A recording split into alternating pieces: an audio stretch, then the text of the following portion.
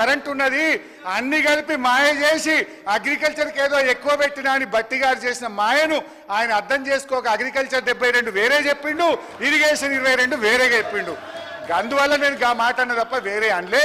ఆయనకి ఇబ్బంది అయితే నాకు అభ్యంతరం లేదు అధ్యక్ష. ఇకపోతే అధ్యక్ష, నేను ఒకటే విషయం గౌరవనీయులు బట్టి గారిని కోరుతా ఉన్నా అధ్యక్ష. ఐ డిమాండ్, మీకు ప్రజల పట్ల ఏమాత్రం ప్రేమ అభిమానాలున్నా, భయభక్తులున్నా, మీరిచ్చిన హామీల మీద ఏమాత్రం గౌరవం ఉన్నా ఒప్పుకోండి. మీకు నీతి నిజాయితీ ఉంటే ఈ బడ్జెట్ ప్రసంగంలో మొదటి వ్యాఖ్యలోనే తెలంగాణ ప్రజలారా మమ్మల్ని క్షమించండి, మేము మాట తప్పినాం, 100 రోజుల్లో 6 గ్యారెంటీలు అమలు చేయలేకపోయినాము అని కన్ఫెషన్ నోట్తో ఉండాల్సి ఉంది అధ్యక్ష. నేను డిమాండ్ చేస్తా ఉన్నా, ఇప్పటికైనా తెలంగాణ ప్రజలకు క్షమాపణ చెప్పండి అని చెప్పి నేను డిమాండ్ చేస్తా ఉన్నా. బీఆర్ఎస్ పార్టీని లక్ష్యంగా చేసుకొని కాదు, ప్రజల్ని లక్ష్యంగా చేసుకొని మీరు మాట్లాడాల్సింది. ప్రజల్ని లక్ష్యంగా చేసుకుంటే ప్రజలు ఇష్టపడతారు, ప్రజలు గమనిస్తున్నారు. ప్రజల పట్ల జవాబుదారీతనంతో వ్యవహరించండి. అభయహస్తం మేనిఫెస్టోలో 6 గ్యారంటీల్లో 13 హామీలు ఉన్నాయి. వాటి అమలు మాట అటుంచి 13 హామీల ప్రస్తావన కూడా బట్టి గారి బడ్జెట్ ప్రసంగంలో లేకపోవడం నిజంగా దురదృష్టకరం. ఓటాన్ అకౌంట్లో 6 గ్యారంటీల అమలు కోసం 53,000 కోట్లు పెడితే పూర్తి బడ్జెట్లో అది 47,000కు తగ్గిపోయింది అధ్యక్ష. పెరుగుతుందని ఆశించాం. ఓటాన్ అకౌంట్లో 53,000 కోట్లు పెట్టి పూర్తి స్థాయి బడ్జెట్లో 6 గ్యారంటీల అమలుకు కోత పెట్టి 47,000 కోట్లకు తగ్గించారు అధ్యక్ష. ఇవాళ మీరు ఇచ్చిన హామీలు ఒకసారి గమనిస్తే ఎన్ని డోకాలు చేసింది అధ్యక్ష. డోకా లేకుండా తెలంగాణ ప్రజలకు ఒక్కటన్ను అమలు చేసింది అధ్యక్ష.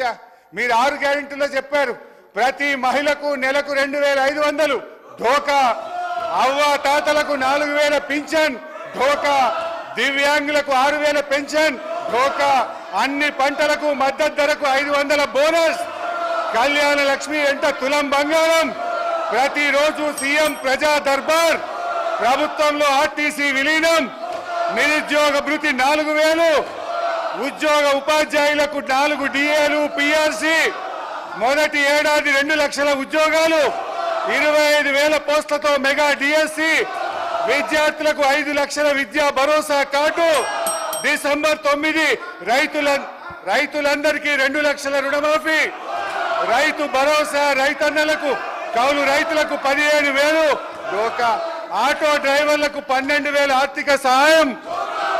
డోకా డోకా డోకా కాంగ్రెస్ పార్టీయే ఒక పెద్ద డోకాగా మారింది అధ్యక్ష. మహాలక్ష్మి కాంగ్రెస్ మేనిఫెస్టోలో మొట్టమొదటి హామీ మహాలక్ష్మి పథకం. దాంట్లో మహిళలందరినీ ఆకర్షించి ప్రధానమైన అంశం, ఆ మహిళలకు నెలకు 2,500 చెల్లిస్తామని ఆ రోజు చెప్పారు అధ్యక్ష. కానీ అధికారంలో వచ్చి 8 నెలలు గడిచిపోయింది. మీరు ఇప్పటికే అమలు చేసి ఉంటే ప్రతి మహిళ అకౌంట్లో 20,000 రూపాయలు పడి ఉండేవి. ఇవాళ బడ్జెట్లో అయినా మహాలక్ష్మి కోసం ఏమైనా లక్ష్మిని కేటాయించారంటే లేదు అధ్యక్ష. మహాలక్ష్మి పథకం కోసం గత ఓటాన్ అకౌంట్లో 4,500 కోట్లు ప్రతిపాదించారు. కానీ పూర్తి స్థాయి బడ్జెట్ వచ్చేసరికి మహాలక్ష్మి మాయమైంది అధ్యక్ష. పార్లమెంట్ ఎన్నికల ముందు ఓట్ల కోసం పెట్టారు, ఇప్పుడు అమలు విషయంలో మొండి చేయి చూపారు అధ్యక్ష. ఇందిరమ్మ రాజ్యంలో మహిళలకు జరుగుతున్న న్యాయం ఇది అధ్యక్ష. నేను వారిని కోరేది ఒకటే, మహాలక్ష్మి పథకాన్ని మీరు సత్వరమే అమలు చేయండి, బడ్జెట్లో నిధులు కేటాయించండి, లేదంటే తెలంగాణ మహాలక్ష్ములు మీ పాలిట మహాకాలులవుతారు, జాగ్రత్త అని చెప్పి హెచ్చరిస్తా ఉన్నాను. అదేవిధంగా గ్యాస్ సిలిండర్ అధ్యక్ష, ఎన్నికల ముందు 500కే గ్యాస్ సిలిండర్ అందరికీ అన్నారు అధ్యక్ష. కానీ ఇవాళ షరతులు పెట్టారు. సబ్జెక్ట్ సాధారణంగా వ్యాపార ప్రకటనలో ఈ రకమైన వైఖరి ఉంటుంది. పెద్ద అక్షరాలతో ఆకర్షణీయమైన ఆఫర్ పెట్టి కిందెక్కడో చిన్న చిన్న షరతులు వర్తిస్తాయి అని కనిపించకుండా పెట్టారు. ప్రభుత్వ వైఖరి కూడా వ్యాపార వ్యవహారాల వలె ఉండడం శోచనీయం అధ్యక్ష.